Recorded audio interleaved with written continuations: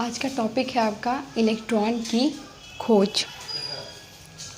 1859 में जूलियस ब्रकर ने गैसों को कम दाब पर विद्युत प्रवाहित की। 60 सेंटीमीटर लंबी कांच की नलिका में लगभग 0.001 अर्थात 10⁻³ मिलीमीटर पारे के दाब पर किसी गैस को लिया गया और नली के दोनों ओर इलेक्ट्रोड को लगाया गया और दोनों इलेक्ट्रोड के बीच हाई वोल्टेज को प्रवाहित किया गया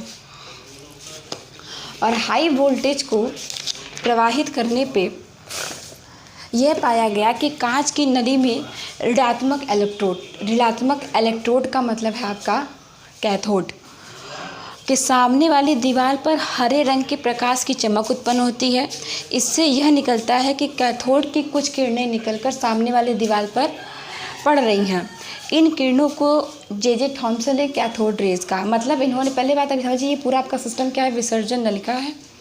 और जब ये पूरा प्रोसेस किया गया तो इन्होंने दो इलेक्ट्रोड को लिया और इसको हाई वोल्टेज के पे जोड़ दिया गया था। जब इसमें प्रवाहित किया गया इलेक्ट्रिसिटी वोल्टेज तो इन्होंने देखा कि कुछ किरणें यहाँ से निकलती हैं और उन्होंने देखा कि जो सामने वाला आपका दीवार है उस पर हरे रंग की प्रकाश उत्पन्न होती है। इसका मतलब ये किरणें निकल कर इधर आ रही हैं।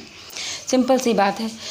तो इन किरणों को जे थॉमसन ने कैथोड किरणों का नाम दिया और कांच की नलिका को जिसमें विद्युत का विसर्जन हो रहा था उसको विसर्जन नलिका कहा गया, यानी डिस्चार्ज ट्यूब कहा गया इसको। ये डिस्चार्ज ट्यूब है आपका और ये पूरा जो प्रोसेस था इससे ये जे थॉमसन ने बताया कि ये जो किरणें निकल रही हैं ये किरणें कैथोड किरणें हैं।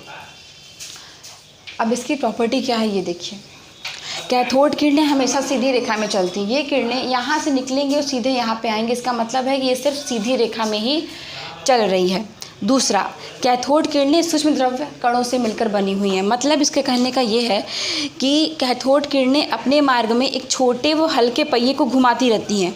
इससे यह सिद्ध होता है कि यह सूक्ष्म द्रव्य कणों से बनी हैं और इनमें गतिज ऊर्जा, क्योंकि जब ये किरणें निकल रही हैं यहाँ पर एक मोटर लगा हुआ था और उन्होंने इसको घुमाना स्टार्ट किया तो ये इससे रिजल्ट निकल के आया कि ये जो आपकी रेज है ये सूक्ष्म द्रव्य कणों से मिलकर बनी हुई है। तीसरा पॉइंट देखा गया कि कैथोड किरणों के ऋणावेशित होने के कारण ये विद्युतीय एवं चुंबकीय क्षेत्र में विक्षेपित हो जाती हैं। जब कैथोड किरणें विद्युतीय क्षेत्र में धन आवेशित प्लेटों की तरफ मुड़ रही थी, यानी यहाँ से ये ऋणात्मक प्लेट था और यहाँ से निकलकर ये धनावेशित प्लेटों की ओर मूव कर रही थी और ये जो पूरा क्षेत्र है इसमें ये विक्षेपित हो जा रही थी, जिससे ये रिजल्ट निकल कर आया कि अगर ये ऋण से धन की ओर अगर ये जा रही है इसका मतलब है कि ये ऋण है, ऋण आवेशित प्लेट है। यानी ये प्लेट कैथोड प्लेट हुई और ये किरणें कैथोड किरणें कहलाई गई। और फिर बाद में ये देखा गया, इन प्रयोगों के द्वारा ये सिद्ध हुआ कि कैथोड किरणें ऋण आवेशित कणों से मिलकर बनी हुई हैं। और जब जे थॉमसन ने इस पूरे प्रयोग का एक निष्कर्ष निकाला तो उसमें उन्होंने ये निष्कर्ष देखा कि जो कैथोड किरणें हैं कि उनका जो ये पार्टिकल है उसमें उपस्थित ऋण आवेश और उनकी मात्रा का अनुपात E/m, इलेक्ट्रॉनों की संख्या बटे इनका मास, इसका पूरा जो अनुपात देखा गया वो देखा गया कि वो कांस्टेंट है। इसका मतलब जो पूरा प्रोसेस हो रहा है उसमें जो भी यहाँ पे इसकी मात्रा थी, इन किरणों की मात्रा जो भी थी वो यहाँ पर भी आने पे वो नियत देखी गई। तो जे थॉमसन ने ये बताया कि जो E/m होता है, हमारा जो अनुपात होता है वो नियत होता है और यह अनुपात विसर्जन नलिका में, ये जो आपका विसर्जन नलिका है यानी डिस्चार्ज ट्यूब है, इसमें इलेक्ट्रोड के पदार्थ या नली में उपस्थित गैसों की प्रकृति पर निर्भर नहीं करता है। यानी जो आपका ये E/m है ये इन किरणों पे या इन जो पूरे डिस्चार्ज ट्यूब है इसमें जो भी कण या गैस है उन पे इसका मान निर्भर नहीं करता है। और इन्होंने देखा कि जो कैथोड किरणें होती हैं वो गैस के कणों को आयनित कर देती हैं। कैथोड किरणें फोटोग्राफिक प्लेट पर भी प्रभाव डालती हैं और उच्च गलनांक की धातुओं पर कैथोड किरणें डालने से एक्स किरणें उत्पन्न होती हैं। यानी जो आपका ये पूरा प्रोसेस किया गया उसमें निष्कर्ष निकल कर देखिए ये आया, ये आपका डिस्चार्ज ट्यूब है, विसर्जन नलिका है, ये आपका कैथोड प्लेट है जो ऋण आवेशित था, एनोड प्लेट जो धन आवेशित था।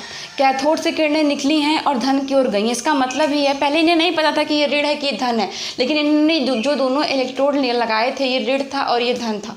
तो जब किरणें ऋण से निकलकर धन की ओर गई तो इसका मतलब ये है कि ऋण प्लस हमेशा एक दूसरे को अट्रैक्ट करते हैं। इसका मतलब ये आपका धनात्मक प्लेट है जिसको आप लोग एनोड करते हैं, और ये आपका ऋणात्मक प्लेट है जिसको आप लोग कैथोड करते हैं। और ये आपका यहाँ पे वैक्यूम, इन वैक्यूम में पूरा जो आपका प्रोसेस होता है उसमें E/m का मान हमेशा नियत रहता है। तो इस तरह से उन्होंने देखा कि जो आपके कण निकल रहे हैं जे टॉमसन ने, वो ऋणावेशित थे, वो सीधी रेखा में चलते हैं, ऋणावेशित होते हैं और उनका E/m का अनुपात नियत होता है। तो ये जो पूरा आपका टॉपिक था वो इलेक्ट्रॉन की खोज ये खत्म हुआ।